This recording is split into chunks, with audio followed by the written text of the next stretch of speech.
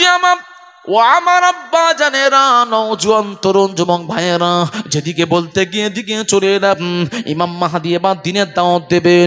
এমত অবস্থায় ইমাম মাহদীর পিরিয়ডে আল্লাহ পাক কি করবেন, মুসলমানদের ঈমানটা পরীক্ষা করার জন্য আল্লাহ পাক কি পাঠাবেন, কানা দাজ্জাল পাঠাবেন। দাজ্জাল, দাজ্জাল যিনি হবেন তার ডান চোখ হবে কানা। দাজ্জাল যিনি হবেন তার কপালে লেখা থাকবে কাফের, কাফের লেখা থাকবে। দাজ্জাল যিনি হবেন তিনি আল্লাহ দাবি করবেন, খোদা দাবি করবেন। দাজ্জাল বলবে, হে দুনিয়ার মানুষেরা, তোমরা ইমাম মাহদীর পিছনে ছুটবে না, ছুটবে না। আমি হলাম তোমাদের খোদা, আমার কাছে তোমরা এসো, তোমরা এসো। এবার আল্লাহর মোমেন বান্দা যিনি হবেন তারাদের মধ্যে থেকে একজন বলবেন, আপনি যদি খোদা হন, খোদা হন, খোদা হন, আমার পিতা বহুদিন পূর্বে মারা গেছেন, আমার পিতাকে কবর থেকে আপনি তুলে আনুন, আমার সঙ্গে কথা বলান। তখন কি করবেন, ওই দাবিটা তিনি বলবেন, ঠিক আছে মা, আমি করে দেখাবো। এবার দাজ্জাল বলবে, হে উমুকের পিতা কবর থেকে ওঠো। তার আব্বাকে কবর থেকে তুলে সন্তানের সামনে আনা হবে, সন্তানের সঙ্গে কথা কথন বলানো হবে। তখন আল্লাহর বান্দা, মোমেন বান্দাটা ধোঁয়াশার মধ্যে পড়ে যাবে। ব্যাপারটা কি, আমার আব্বা তো মারা গেছে অনেক পূর্বে, আমার সঙ্গে কথা বলল, ব্যাপারটা কি? তখন তিনি অনেকক্ষণ চিন্তা করবেন। চিন্তা করার পরে বলবেন, লা তুদরিকুহু আবসার, না না না দাজ্জাল, হে বেঈমান দাজ্জাল, তুই তো বেঈমান দাজ্জাল। কেননা আমার খোদা যে হবে সে কোনোদিন মানুষের সামনে আসবে না। লা তুদরিকুহু আবসার, সে কোনোদিন মানুষের সামনে আসবে না। আমার খোদা যিনি হবেন, তিনি আল্লাহ যিনি হবেন, তিনি কিন্তু মৃতকে সঙ্গে সঙ্গে জীবিত করবে না। অতএব তুমি কাফের বলে সে সরে যাবে। যে মোমেন হবে না সে এই বলে সরে যাবে, আর যাদের ঈমানটা কমজোর সে তো ধোঁয়ায় পড়ে যাবে। যে ব্যাপারটা কি, মৃত ব্যক্তিকে জীবিত করলো, তো এই কাজ তো আল্লাহ ছাড়া কারোর হবে না। আরো লোকেরা দাবি করবে, আপনি যদি খোদা হন তাহলে আপনি পানি বর্ষণ করুন, আসমান থেকে পানি বর্ষণ করুন। বাবাজি আমার, দাজ্জালের ক্ষমতা আল্লাহ এতটা দেবেন, ওই মেঘকে বলবে, হে হে আকাশের মেঘ হয়ে যাও, বলার সাথে সাথে পানি আসবে। এমনকি যারা দাজ্জালকে মেনে নেবে তাদের উপরে মশুল ধারায় পানি বর্ষণ হবে। দাজ্জালকে যারা মানবে না তাদের উপরে পানি বর্ষণ হবে না। ও আমার আব্বা জানে না, তখন যারা দুদুল্যমান ইমানদার, কমজোর ইমানদার, তারা দাজ্জালের ছত্র ছায়াতে চলে আসবে। তারা দাজ্জালকে বলবে, আপনার ডান হাতে তো জান্নাত আছে, ওই জান্নাতে আমরা যেতে চাই। ওই জান্নাতে যারা যখন যাবে, আমার নবী হাদিস পাকের মধ্যে বলে গেছেন, আমার নবী ভবিষ্যৎবাণী করে গেছেন, দাজ্জালের জান্নাতে যারা ঢুকবে, জান্নাত মনে করে ঢুকবে, কিন্তু ওটা জান্নাত নয়, জান্নাত নয়, ওটা হলো জাহান্নাম। তারা জান্নাত মনে করে ঢুকবে কিন্তু ভিতরে কি, জাহান্নাম। দাজ্জালের ফিতনা হলো বড় ফিতনা। আমার নবী বললেন, পৃথিবীতে যত বড় বড় ফিতনা আসবে, কিয়ামতের আগে কিন্তু সবচাইতে বড় ফিতনা হলো দাজ্জালের ফিতনা। হে আমার সাহাবীরা, আমি রাসূলুল্লাহ তোমাদেরকে দোয়া শিখিয়ে দিয়ে গেলাম। তোমরা দাজ্জালের ফিতনা থেকে আল্লাহর কাছে বারে বারে দোয়া করবে। আমার নবী 4টে দোয়া বারবার করতেন। আমার নবী বলতেন, আল্লাহুম্মা ইন্নী আসআলুকা মিন আযাবিল কবর, আল্লাহর কাছে আযাবুল কবরের জন্য দোয়া করতেন। আমার নবী মিন আযাবি জাহান্নাম, জাহান্নামের জন্য আমার নবী দোয়া করতেন। হাদিস আবু দাউদ শরীফের মধ্যে, হাদিসের মধ্যে এসেছে, আমার নবী দোয়া করছেন মিন মাহইয়া ওয়া মামাত, এই জন্য দোয়া করতেন। আমার নবী দোয়া করতেন, আল্লাহুম্মা ইন্নী আউযু বিকা মিন শাররি ফিতনাতিল মাসিহিদ দাজ্জাল, আল্লাহ গো দাজ্জালের ফিতনা থেকে আপনি হেফাজত করুন। ও আমার আব্বা জানেরা, এই দোয়াটা আপনার আপনারা বারবার নামাজের মধ্যে দোয়া করবেন, আল্লাহুম্মা ইন্নী আউযু বিকা মিন শাররি ফিতনাতিল মাসিহিদ দাজ্জাল। আল্লাহ গো দাজ্জালের ফিতনা থেকে আপনি বাঁচান বাঁচান বাঁচান। আল্লাহর কাছে দোয়া করবেন, কেননা দাজ্জালের ফিতনা হলো বড় ফিতনা, ঈমানি ফিতনা। আপনার ঈমানটা হরণ করে নেবেন। সারা জীবন আপনি জুব্বা দাঁড়িয়ে জুব্বা পরিধান করলেন, নামাজ পড়লেন, দাঁড়িয়ে রাখলেন, সব বরবাদ হয়ে যাবে একটা কথার মাধ্যমে। দাজ্জাল আপনার ঈমানটা কেড়ে নেবে, কিনে নেবে। তাহলে আপনি বেঈমান হয়ে কবরে যাবেন। বাবাজি, আমি জন্য ওই দাজ্জালের ফিতনা থেকে বাঁচানোর জন্য আমার নবী দোয়া শিখিয়ে গিয়েছেন। ওই দোয়াটা আপনারা বারবার পড়বেন। কি আমরা পড়তে রাজি আছি তো? সকলে আমার সঙ্গে পড়ুন, আল্লাহুম্মা ইন্নী আউযু বিকা মিন শাররি ফিতনাতি মাসিহিদ দাজ্জাল। আল্লাহর কাছে বারবার করে এই দোয়াটা চাইবেন। বাবাজি, আমার ঈমানটা খুব সূক্ষ্ম জিনিস। আমার নবী বলে গেলেন, আখিরি জামানায় ঈমানদারদের ঈমান হবে কেমন জানেন? কচু পাতাতে পানি রাখলে যেমন টলমল করে। কচু পাতায় পানি রাখলে কি হয়? টলমল করে, কখন এদিকে পড়ে কোন ওদিকে পড়ে। আমার নবী বলছেন, আমার উম্মাদদের, আখিরি জামানার উম্মাদদের অবস্থা তদ্রূপ। তারা সকালবেলায় ঈমান আনবে, সন্ধ্যাবেলায় বেঈমান হয়ে যাবে। সুতরাং ঈমানটা ধরে রাখাটাই কঠিন।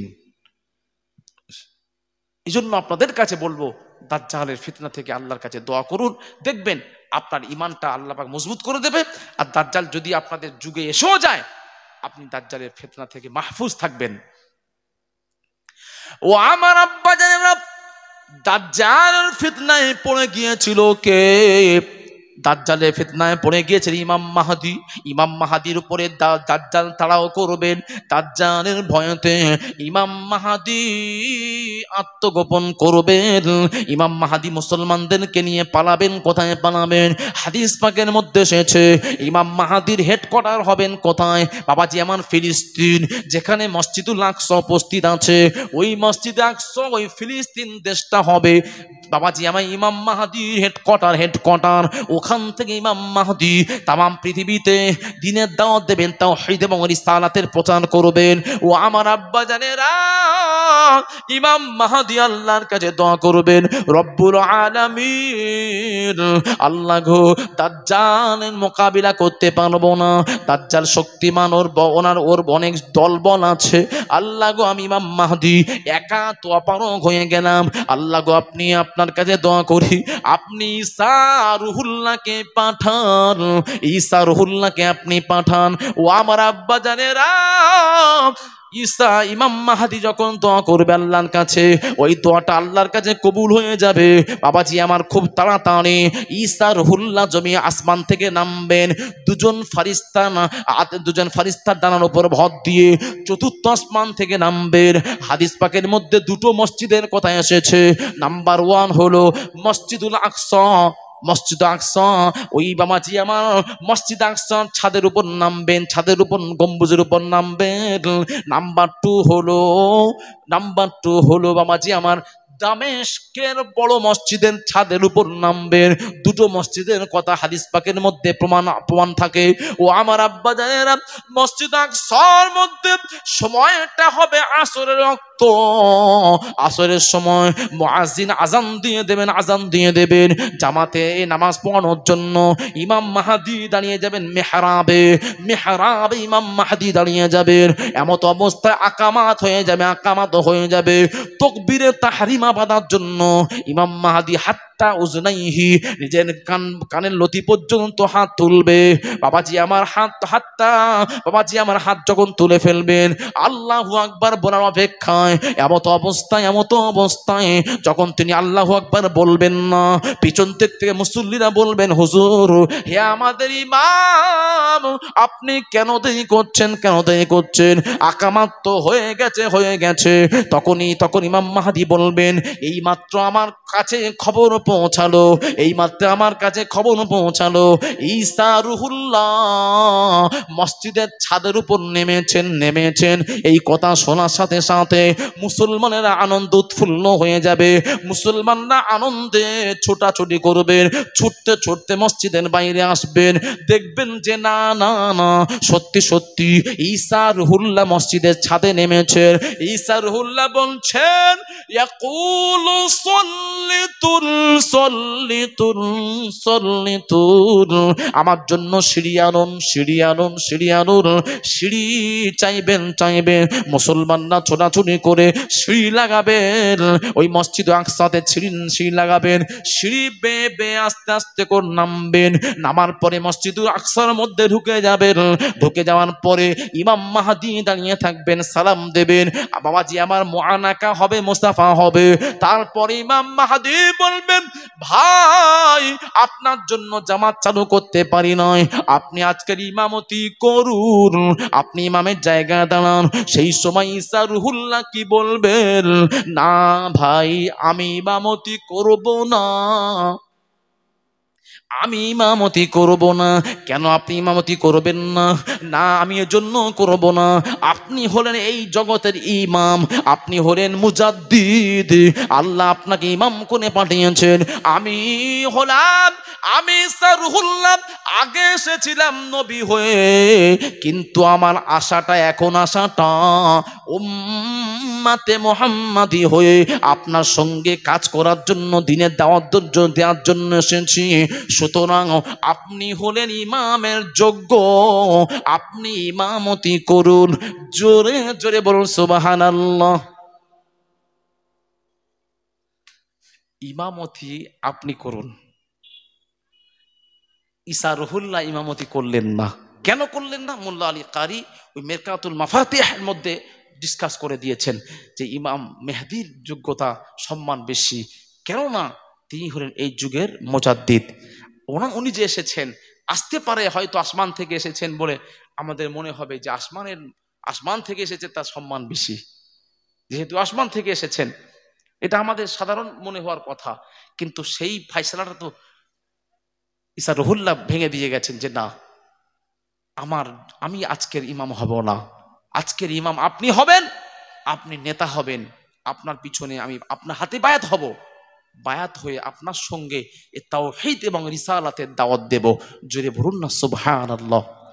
দরুদ শরীফ আল্লাহুম্মা সাল্লি আলা।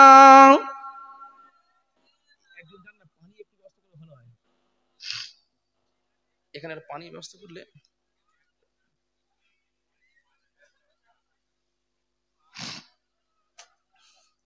उनकी उल्फत निहा में, उनकी उल्फत निहा में रसीने में है, दिल में उल्फत और दिल मदीने में है, तालिबू को भला किस, तालिबू को भला किस तरह चन हो, जब का मतलूब उनका मदीने में है, जब का मतलूब उनका मदीने में है। अल्लाहुम्मा सल्ली अला, जोरे जोरे सय्यिदिना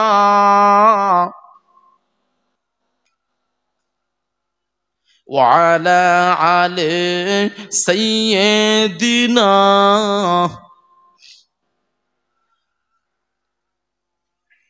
छोड़ो दुनिया का दर, छोड़ो दुनिया का दर और मदीने चलो, बेकसू का सहारा मदीने में है, बेकसू का सहारा मदीने में है। अल्लाहुम्मा सल्ली अला মাওলানা মুহাম্মদ ওয়া আলা আলি সাইয়্যিদিনা। ও আমার আব্বা জানেরা, নওজোয়ান তরুণ যুবক ভাইয়েরা, মা ও বোনেরা, কান ঠিকানা করে শুনুন। বাবাজি আমার কবির কথা হচ্ছে আজ থেকে রসুলদের কথা দেখুন। আমার নবীর পাগল জানা হয় তাদের কথা এমনই হয়। তারা আশেক রসুল বলছেন ছোড়ো দুনিয়া কাদারো আর মদিনে চলো। আশেক রসুল বলছেন দুনিয়া আমার ভালো লাগে না, লাগে না, লাগে না, লাগে না। দুনিয়া থেকে আমাকে মদিনায় নিয়ে চলুন, আমাকে মদিনাতে নিয়ে চলুন। কেন না, কেন না? দুনিয়াতে যেন কোনো ঠিকানা নাই, দুনিয়াতে যার কোনো সাহারা নাই। তার ঠিকানা হলেন বিশ্ব নবী মুস্তাফা। জোরে জোরে বলুন সুবহানাল্লাহ। ও আমার আব্বা জানেরা, আজ থেকে রসুলের এমন কথা হয়। বাবাজি আমার আপনার মুজাদ্দিদি জামান পীর আবু বকর সিদ্দিক আল কুরাইশি রাহমাতুল্লাহ আলাইহির হুজুরের খলিফা মুর্শিদ ছিলেন কে? সুফি ফাতে আলী ওয়াইসি রাহমাতুল্লাহ আলাইহি। হুজুরের মাজার আছে কোথায়? কলকাতা মানিকতলাতে। বাবাজি আমার ডিসেম্বর মাসে, সামনে ডিসেম্বর মাসে 6-7 জলসা হয় হুজুর ইসালে সব। আপনারা সকলে যাবেন, দাওয়াত দিয়ে যাচ্ছি। সকলে হুজুরের ফায়েজ নিয়ে আসবেন। ও আমার আব্বা জানেরা, ওই আব্দু বাবাজি আমার সুফি ফাতে আলী ওয়াইসি রাহমাতুল্লাহ আলাইহি, তিনি ছিলেন মুজাদ্দিদ জামান দাদা হুজুর কিবলার পীর। তিনি তার দেওয়ানে ওয়াইসির মধ্যে লিখে গেছেন বাবাজি আমার, তিনি বলে গেছেন বাবাজি আমার আল্লাহর ওলি যারা হয় ইশকে মস্তি মে ওহি আউ্বাল ওহি আখির ওহি তহা ওহি ইয়াসির। আজ থেকে রসুল যারা হয় তাদের অন্তরে নবী প্রথম, নবী শেষ, নবী প্রথম, নবী শেষ। বাবাজি আমার নবী ছাড়া তারা কিছু বোঝে না, বোঝে না, বোঝে না। এই জন্য আশেকে রসুল বলছেন, আমার নবীর পাগল বলছেন আমার দুনিয়া ভালো লাগে না, আমাকে মদিনায় ঘর বানিয়ে দাও। উহা ঘর বানা নেকো, উহা ঘর বানা নেকো, ওখানে আমার ঘর বানিয়ে দিন, ঘর বানিয়ে দিন। কেন না, কেন না? যার কোনো দুনিয়াতে ঠিকানা নাই, যার কোনো সাহারা নাই, তার ঠিকানা হলেন বিশ্ব নবী মুস্তাফা। জোরে জোরে বলুন সুবহানাল্লাহ। দরুদ শরীফ আল্লাহুম্মা সাল্লি আলা।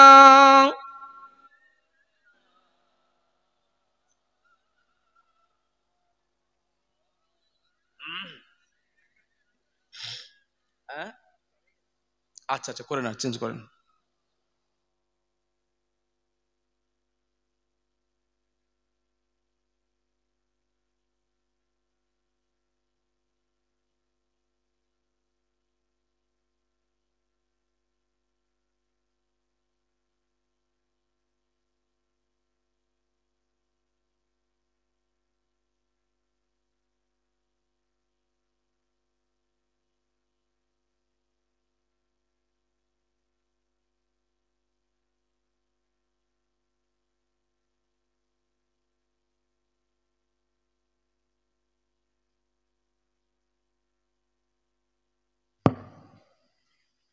দরুদ শরীফ আল্লাহুম্মা সাল্লি আলা।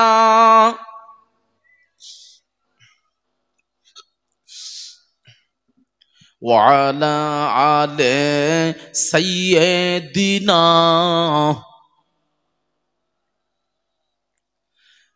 বাবাজি আমার উদ্দপুর গ্রামবাসী আব্বা আজাইরা, নওজোয়ান তরুণ যুবক ভাইয়েরা, মা ও বোনেরা, কান্তি খাড়া করে শুনুন।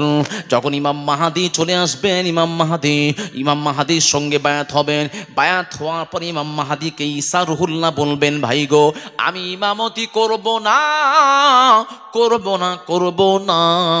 আপনি হলেন ইমাম, এই জগতের ইমাম। আল্লাহ পাক আপনাকে ইমাম করে পাঠিয়েছেন, আপনি হলেন মুজাদ্দিদ। ও আমার আব্বা জানেন, এখানে প্রমাণিত হয়ে যায় যেখান থেকে আসুক না কেন এলাকার মুজাদ্দিদের সম্মান আল্লাহর কাছে সবচাইতে বেশি। এলাকার কুতুব হোক, আবদাল হোক, গৌস হোক আর পীর হোক, যেই হোক না কেন মুজাদ্দিদের সম্মান আল্লাহর কাছে বেশি। আপনি ইবাদত করলে আল্লাহর ওলি হতে পারবেন, কিন্তু মুজাদ্দিদ হতে পারবেন না। মুজাদ্দিদ হতে গেলে আল্লাহ স্পেশাল, আল্লাহর পছন্দনীয় হতে হবে। আল্লাহ ঠিক করবেন কে মুজাদ্দিদ হবেন। এই জন্য বাবাজি আমার ফুরফুরান পীর শাহ আবু বকর সিদ্দিক আল কুরাইশি রাহমাতুল্লাহ আলাইহি তিনি হলেন 14 শাদিদ মুজাদ্দিদ। জোরে জোরে বলুন সুবহানাল্লাহ। আল্লামা রুহুল আমিন বসিরাটি বাবাজি আমার তিনি কি কম আলেম ছিলেন নাকি? 18,000 হাদিসের যিনি হাফেজ বাবাজি আমার, বা সনাদে যিনি 18,000 হাদিসের হাফেজ, অত বড় একজন ব্যক্তিত্ব বাবাজি আমার, তিনি ফুরফুরান দরবারে গিয়ে খেজুর পাতা চাটায় বসে পীরের দরবারে বাবাজি আমার বায়াত হয়ে আল্লাহর ওলি হয়ে গেছেন। আল্লামা বাবাজি আমার মঈজউদ্দিন হামিদি সাহেব যিনি ছিলেন বাবাজি আমার অত বড় আলেম বাবাজি আমার, খুতবা দেয়, খুতবা দেয় না বাতা, খুতবা এ না বাতা ইমাম সাহেবরা খুতবা পাঠ করেন। ওই খুতবা এ না বাতার সর্বপ্রথমে যিনি বাংলা ভাষায় অনুবাদ করেছেন তিনি অন্য কেউ নয়, ফুরফুরান পীর আবু বকর সিদ্দিকী রাহমাতুল্লাহ আলাইহির খলিফা মঈজউদ্দিন হামিদি সাহেব। জোরে জোরে বলুন সুবহানাল্লাহ। ও আমার আব্বা জানেরা, অন্তর ছিল কার? মুজাদ্দিদি জামানের অন্তর ছিল। আর লেখনীটা ছিল কার? লেখনী ছিল আল্লামা রুহুল আমিন বসিরাটি হুজুরের। তিনি পীরের অনুমতি ছাড়া একটাও কলম চালান নাই। কি চালিয়েছে? একটাও কলম চালান নাই। বাবাজি আমার মুজাদ্দিদ জামান দাদা হুজুর কেবলার অন্তর ছিল। মঈজউদ্দিন হামিদি হুজুরের কিতাব ছিল, লেখনী ছিল। বাবাজি আমার নসরউদ্দিন সরসিনা, আল্লামা সাইদি সাহেব, আল্লামা সাইদি সাহেব জানার মাদ্রাসাতে পড়ে আল্লামা ডিগ্রি অর্জন করেছেন। বাবাজি আমার সেই পিরোজপুর জেলাতে বাবাজি আমার নেসারাবাদ বাবাজি আমার সরসিনা দরবারের যিনি পীর আল্লামা নেসারউদ্দিন সরসিনা, অত বড় আল্লাহর ওলি, শুধু ওলি নয়, অত বড় হাক্কানি আলেম। তিনি বাংলা ভাষার উপরে পীরের ইজাজাতে তরিকুল ইসলাম বলে একটা ফতোয়ার কিতাব লিখেছেন। ও আমার আব্বা জানেরা, পীরের মন ছিল, লেখনী ছিল কার? তানার খলিফা বাবাজি আমার, তানার খলিফা। ওই তানার খলিফার লেখনী ছিল, ওই নেসারউদ্দিনের লেখনী ছিল। অত বড় একজন হাস্তি, অত বড় আলেম, তিনি ফুরফুরার দরবারে এসে ওই খেজুর পাতার চাটাইতে বসে আল্লাহর ওলির হাতে বায়াত হয়ে আল্লাহ ওলি নবী দিদার পেয়ে কবরে চলে গেছেন। জোরে জোরে বলুন সুবহানাল্লাহ। ও আমার আব্বা জানেরা, শুধু তাই নয়, মুজাদ্দিদ জামান দাদা হুজুর পীর কেবলা রাহমাতুল্লাহ আলাইহি একটা, দুটো, তিনটে, চারটে খলিফা ছিলেন না, হাজারো হাজারো খলিফা ছিলেন, শত শত খলিফা ছিলেন।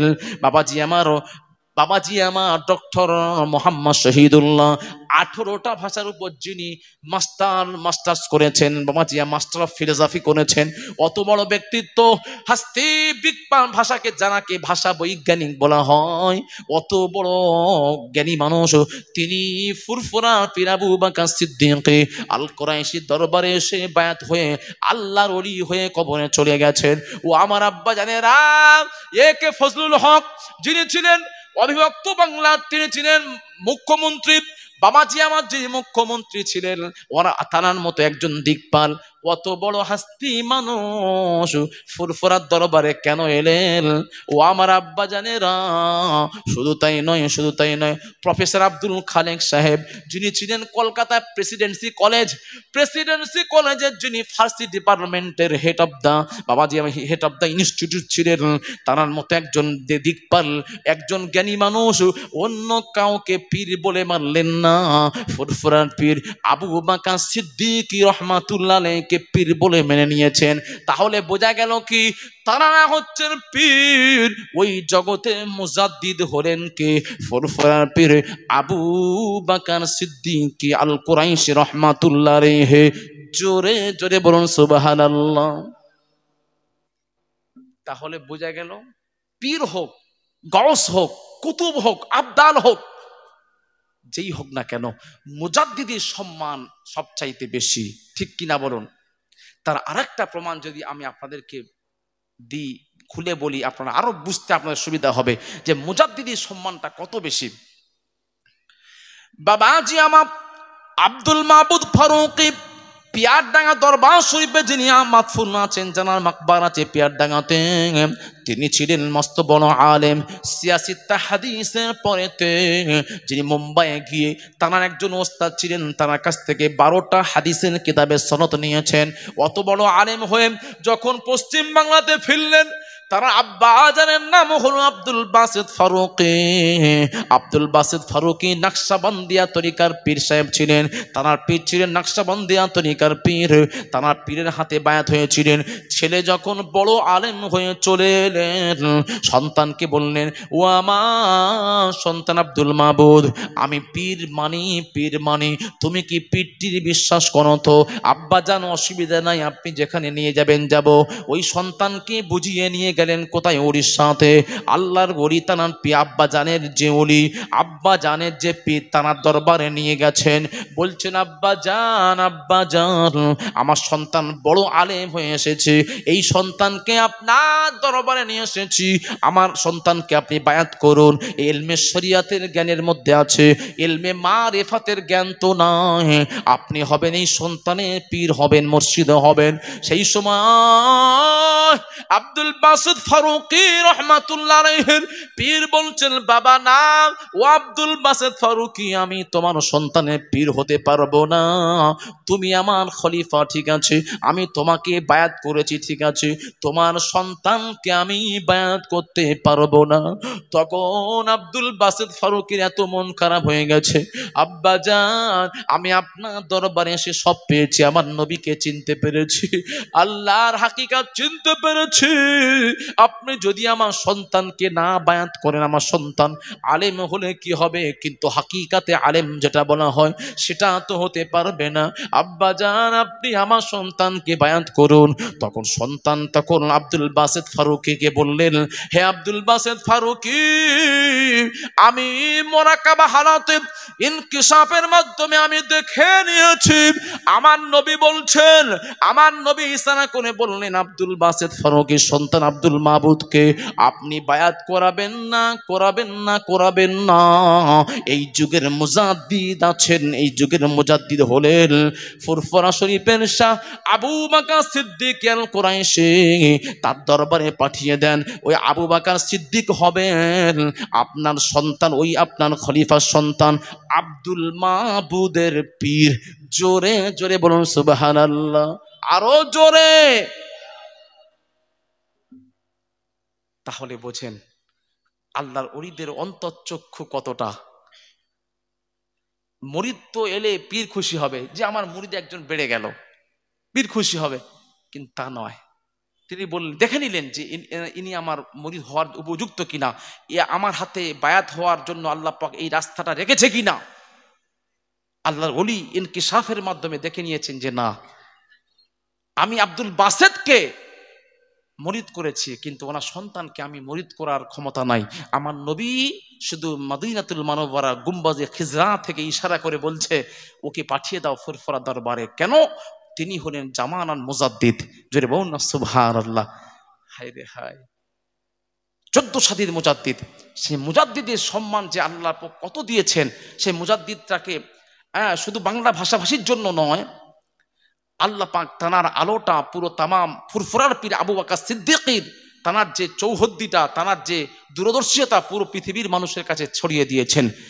যেমন একটা আপনাদেরকে প্রমাণ দিয়ে বুঝতে পারবেন, নাদওয়াতুল উলামার যিনি প্রতিষ্ঠাতা, নাদওয়াতুল উলামার যিনি কি প্রতিষ্ঠাতা, তিনি হলেন সৈয়দ আবুল হাসান আলী নাদভী। আমার পরে পরে যিনি ভাইজান আসবেন, কাসেম সিদ্দিকী হুজুর কেবলা ভাইজান, হুজুর কেবলা, উনিও নাদওয়ার ছাত্র, নাদওয়াতুল উলামাতে পড়াশোনা করেছেন। ওনার মুখ থেকে আরো ভালো আপনারা বুঝবেন। তা অত বড় একজন আলেমকে আবুল হাসান আলী নাদভী সাহেব, তিনি একটা কিতাব লিখেছেন। সেই কিতাবের নাম হলো কারওয়ানুল ঈমান ওয়াল আজিমাত। কারওয়ানুল ঈমান ওয়াল আজিমাত বলে একটা কিতাব লিখেছেন, যে এলাকার মানে তার হাতে গোনা যেগুলো মনীষী, তারা হাতে গোনা যেগুলো একজন দিকপাল, তাদের জীবনী তিনি লিখেছেন সংক্ষিপ্ত করে করে। তা ওই কিতাবের মধ্যে ফুরফুরার পীর আবু বকর সিদ্দিক আল কুরাইশি রাহমাতুল্লাহ আলাইহি কথাটা তিনি লিখেছেন। কোন ভাষাতে? আরবিতে লিখেছেন। ওই কিতাবটা সম্পূর্ণ আরবি।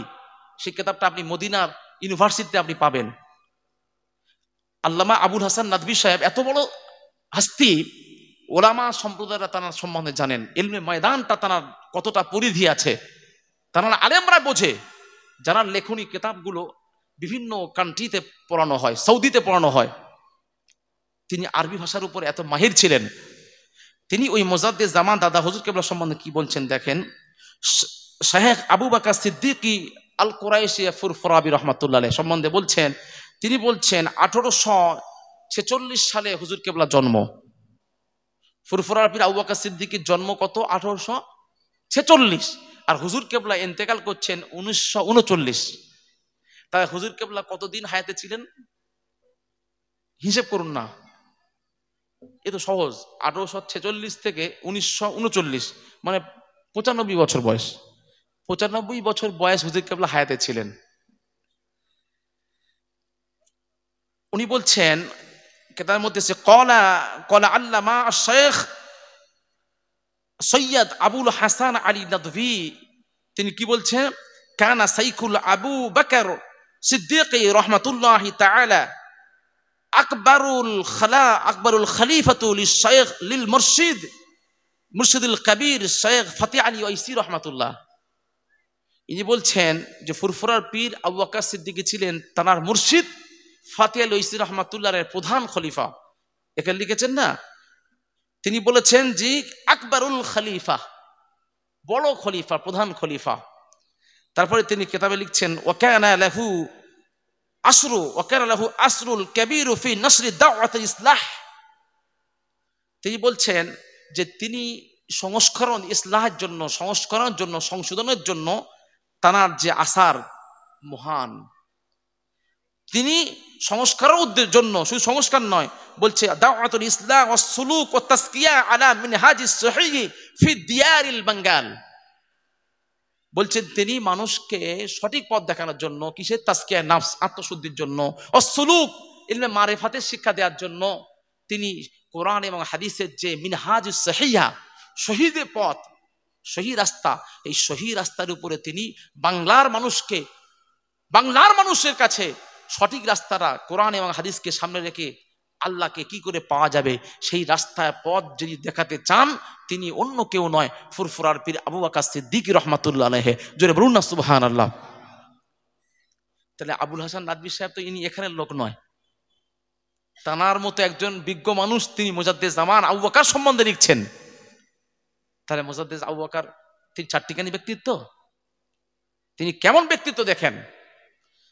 তিনি আরো লিখেছেন ওয়াকানা লাহু খুলাফাউল কাসিরুন, তার ছিল অগণিত খলিফা।